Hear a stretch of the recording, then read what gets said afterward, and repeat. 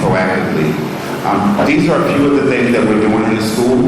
Again, we recognize that parents send us their best, and we do what we can with the resources we have to meet their needs. And we remain open to suggestions and feedback from the community. Thank you.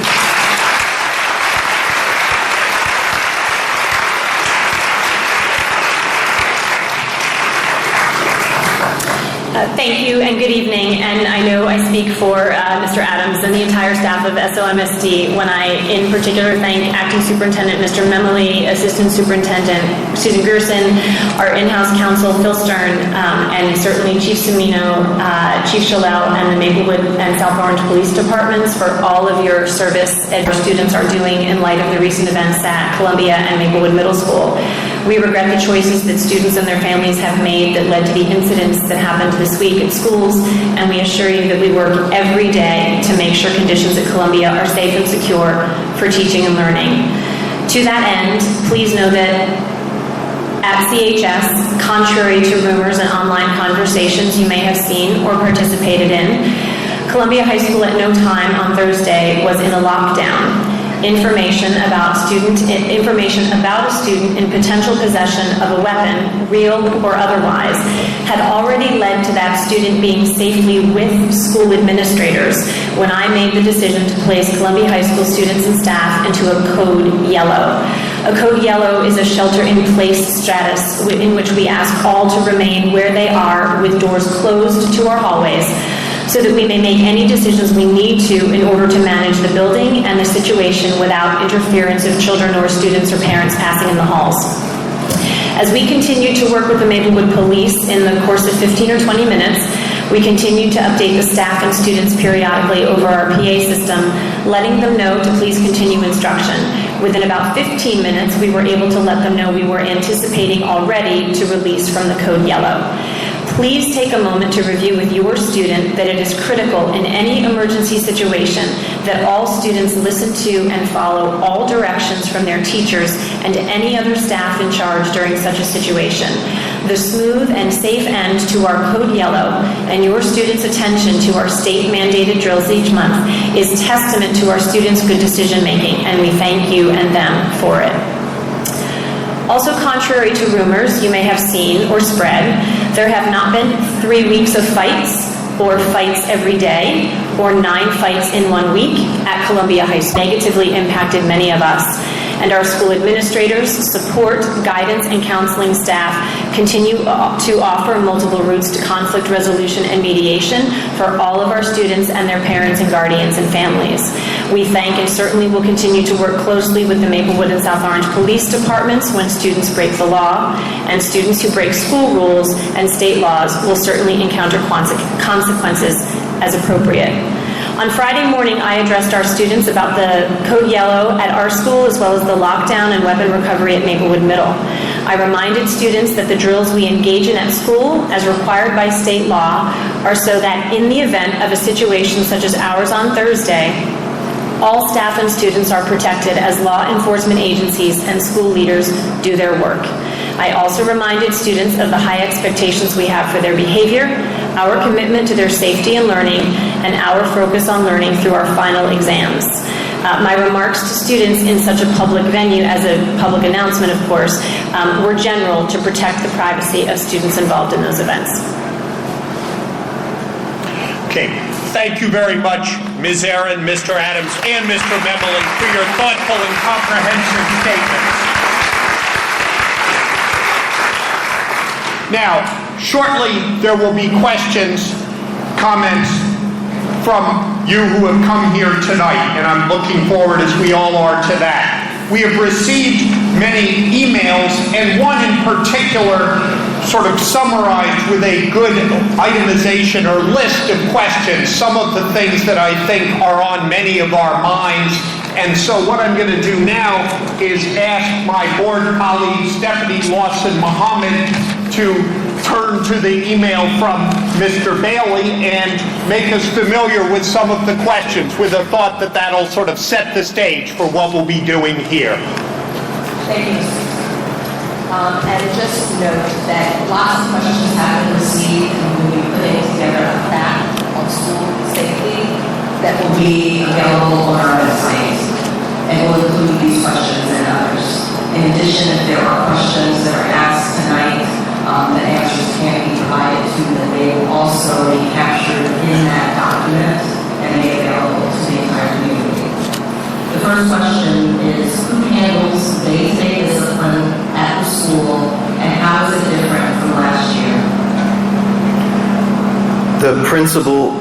The building principal has the primary authority to assign discipline. Authority of any teacher or person having authority over him, or of the habitual use of profanity or of obscene language, or who shall cut, deface, or otherwise injure any school property shall be liable to punishment and to suspension or expulsion from school. For the purposes of our policy, suspension means the temporary removal of a student from the regular instructional program. How many times can one be suspended and continue to be returned to school? There's really no set number of times. It depends on the individual situation, including the severity of the incident. There are no changes in this policy from last year.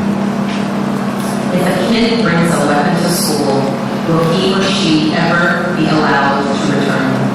Again, this depends on the individual circumstances of the incident, including the past history of the child and the weapon involved. And just to clarify your response, Mr. Mebele, in regard to the particular incident at Maplewood Middle School, it has been stated clearly that this student will not be returning to Maplewood Middle School. Is that correct? Correct. Reviews this policy and code of conduct after considering the findings of the annual reports of pupil conduct, including suspensions and expulsions pursuant to the code, and the incidences reported under our electronic violence and vandalism reporting system. And again, this is available for review on our website, Policy 5600. Can we have a no-tolerance policy for violence?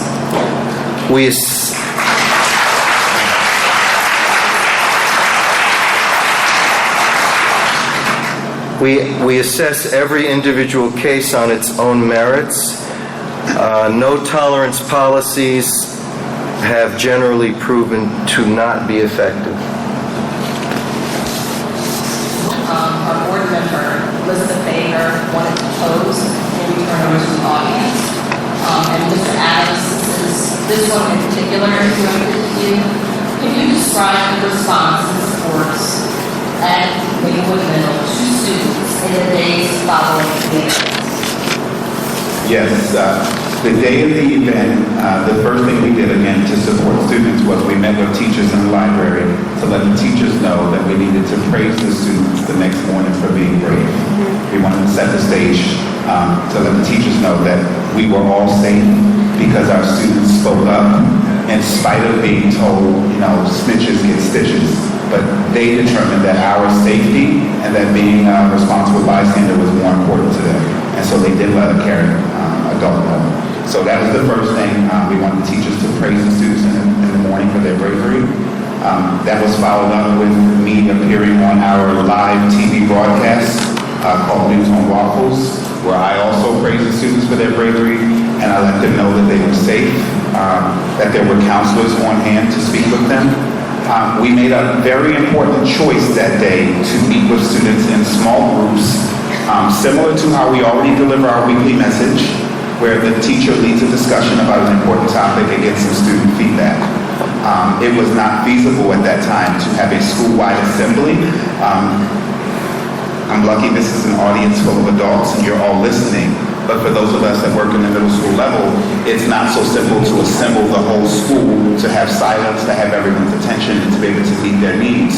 So we determined that the most developmentally appropriate way to discuss an important issue like this was to have classroom teachers facilitate a discussion about how it's important, if you see something, to say something, and to let the students know that there will be counselors on hand throughout the day and the following day to meet their needs.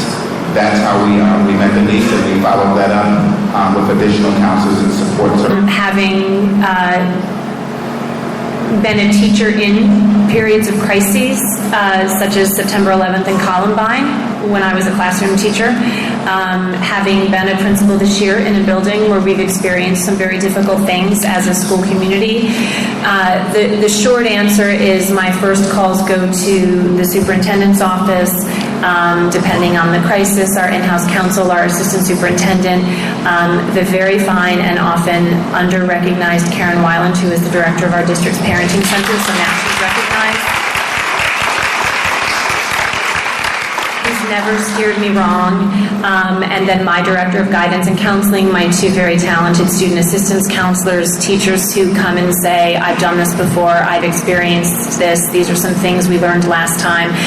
My administrative team, so that's about probably 14 people that I just kind of highlighted. So the degree or how we would assemble them depends on what is happening. As we were managing our Code Yellow, the crisis team was a very small group of people managing what needed to be managed with the Maplewood Police Department. And then, of course, the kind of follow-up and follow-through with parents involves communications, involves reaching out to my guidance counselors, etc. Okay, thank you very much to a number of people. Mr. Bailey for those comprehensive questions, Ms. Lawson Muhammad, Ms. Baker, Mr. Memoli, Mr. Adams, Ms. Aaron. Thank you all very much. Now my board colleague, Johanna Wright, a question. Good evening, everyone. First of all, thank all of you for coming out and being so concerned about what's going on in our community. And it does take a village, and I'm glad to see that village here. I have a question that has concerned me since this crisis happened. I've been sitting on the board for almost 2 years now, and I've heard parents, students come forward who have had issues in terms of bullying and things of that nature. My question is, what would compel a child to come to school with a loaded gun, a weapon, whatever it may be? What would cause that child to do that when we should be listening and counselors should have an opportunity to deal with it? People come to me all kinds of things. I just can't get that question out of my mind. I'm sure many of you have the same question. What happened the day before that caused this thing to happen the day after? I don't know who can answer that. Maybe police officers. Human factor question. If anybody, there are obviously confidentiality, privacy issues, but if anybody has a reflection on that sort of broad question that poses the issue of, in the moment of really very, very unacceptable conduct, what is the context? What, if I understand Ms. Wright's concern or question, anybody want to rise to that or have a thought on that?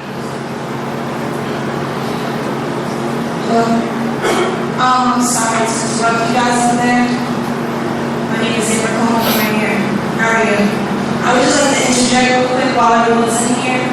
I'm a Maplewood citizen. I was here since I was 1 year old. I went through the Seth Williams school system, Maplewood Middle, Columbia, and I also graduated from Essex County College with a degree. So I have a little bit to say. May I speak for a few seconds? No. Well, briefly, let me turn it over to Ms. Smith, who is in charge of our timekeeping for tonight, and she'll explain the rules. We have We're going to be having people speak in just a few minutes, and if everyone will line up the mics and get a chance to speak. Okay, I have to go over in about 5, so I'm going to make this real quick.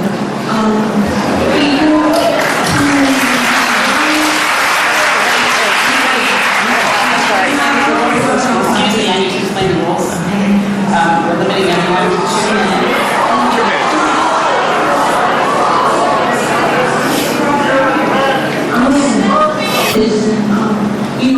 There was a stock program for African American males that was taken to the stock market and things. Kids were having trouble. So if you're having trouble with a certain amount of kids, take the ones that you have